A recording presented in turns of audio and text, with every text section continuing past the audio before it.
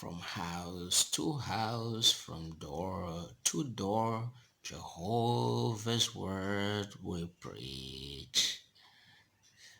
Hello, Africa. Hello, Nigeria. Um, was that a trigger for you?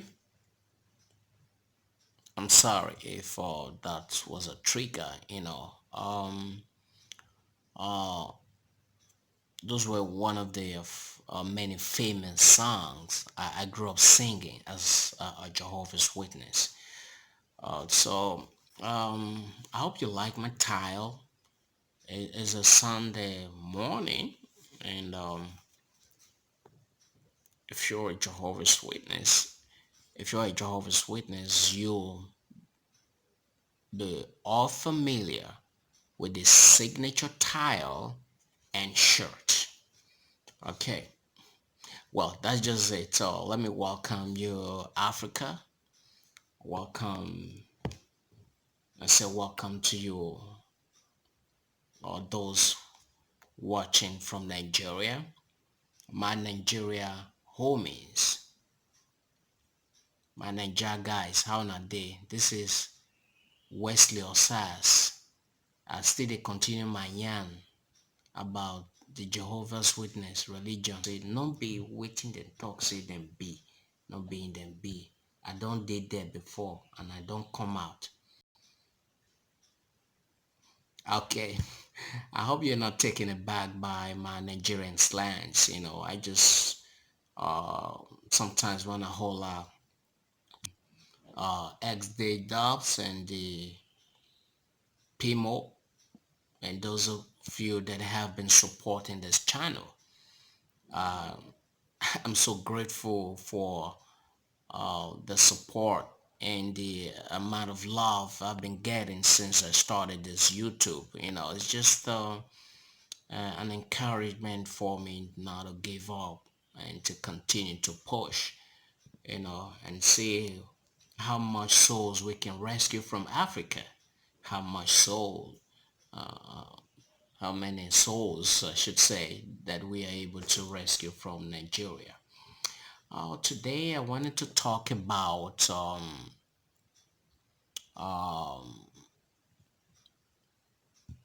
field service. And the Jehovah's Witnesses are known to always go out in service and preach. And there's one very interesting thing that happened. One of the during my time in the religion, and it didn't make sense to me. And I have been wondering, why is it that we have to preach, and after preaching we need to count time? What I mean is, if you go out service after preaching, at the end of the day you're gonna have to report how many hours you you did out there in service. And if you do not report that at the end of the month, you are seen as an inactive Jehovah's Witness. And as an inactive Jehovah's Witness, not people don't take you seriously. They feel that you are spiritually weak.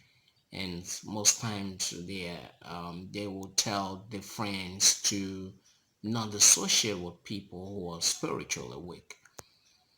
So you do everything possible to make sure that you get out in service, do your time, and let the elder see it. That that's the amount of time you do is um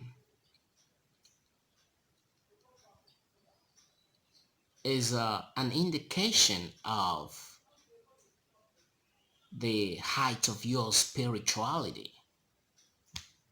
If you put in 20 hours in a month and all that, that's you'll be the darling of the elders and circuit overseers. But if you're not able to do as much, and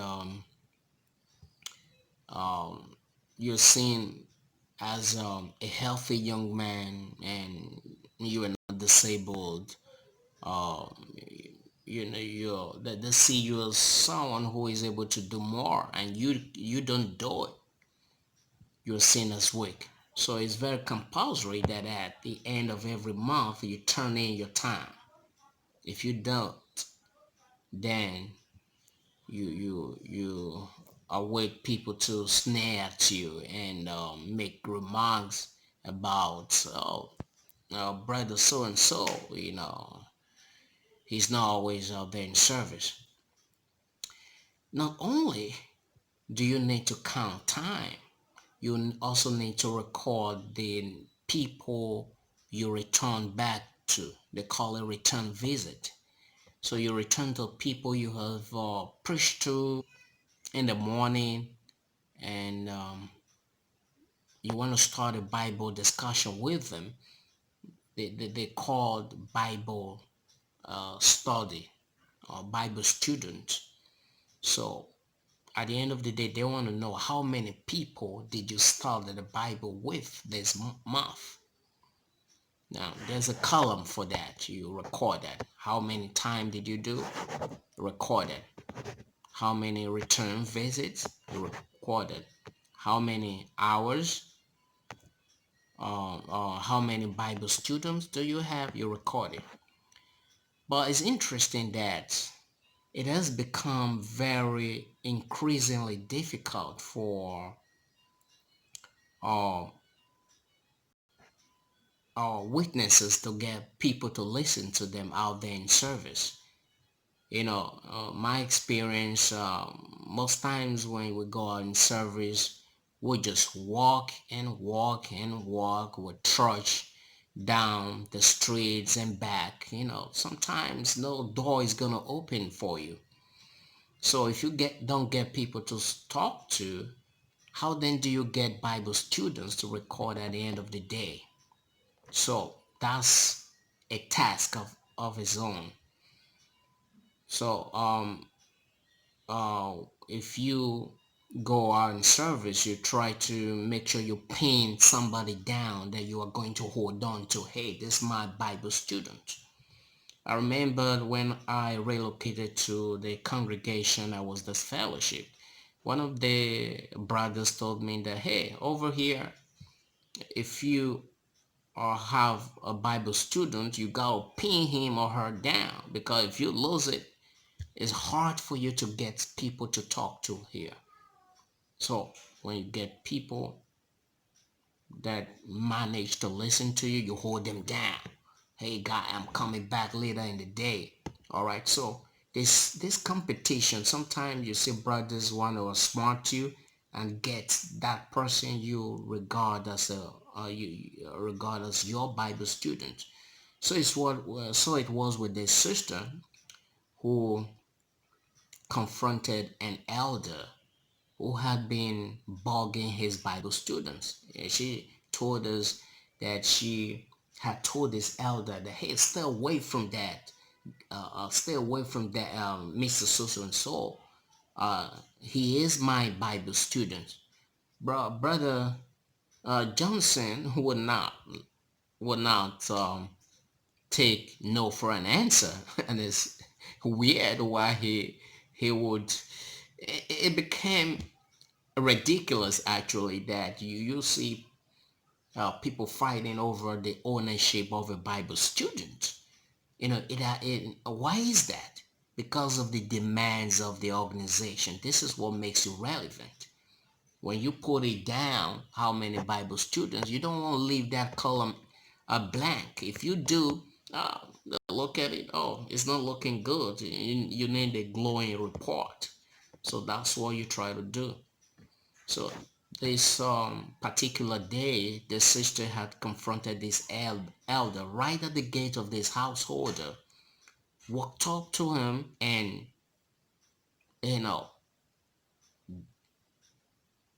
she was outspoken but incoherent expressions, but some muffled expressions like that of anger, and went into the company and shoved uh, this elder, shoved them towards the gate and told them that, oh, but didn't I tell you that you shouldn't trespass? You're trespassing again. I told you this is my Bible student. The elder just stood and looked sternly at the sister for a couple of seconds, 60 or 65 seconds, looked sternly into her eyes, and his chin and jaw, no, were just shaking. And I was there looking at the whole thing unfold. And as a witness, then I said, what is this for? It's ridiculous. This has become a yardstick by which you are measured in the congregation. It doesn't matter if you are living a good life and all of that. In as much as you don't go on service, you don't do these things, this heavy yoke they put on you, then you are not a good Jehovah's Witness until you're out there with a big old bag walking all over the place, knocking on doors, even when you're tired, even when you get no responses, you keep going. So I thought I'd share that experience with you. It was something that stuck with me. I kept reflecting on it, and um, the uh, the stupidity behind the whole counting time thing, and this has resulted in an elder and a sister having a confrontation over who owns a Bible student. Jehovah's Witness, you gotta think, would God be interested in how many people you are able to talk to just for him to see you as being spiritually strong? Why does the organization lay so much emphasis on that? I want you to think. Now, if you don't think, pause a little bit and think again. You won't have your blindfolds off. Anyway, that's the much I have on this video. Once again, thank you, every one of you that have been supporting my channel, and thank many thanks to those people I've not been able to personally reach out to. I love you all, and uh, with your support, I'm able to keep on uh, making videos and trying to see how much impact I can make in the XJWay community. WESLEY'S here. I'm signing out. Oh, I'll always miss this mistake. I do really want you to subscribe to my channel.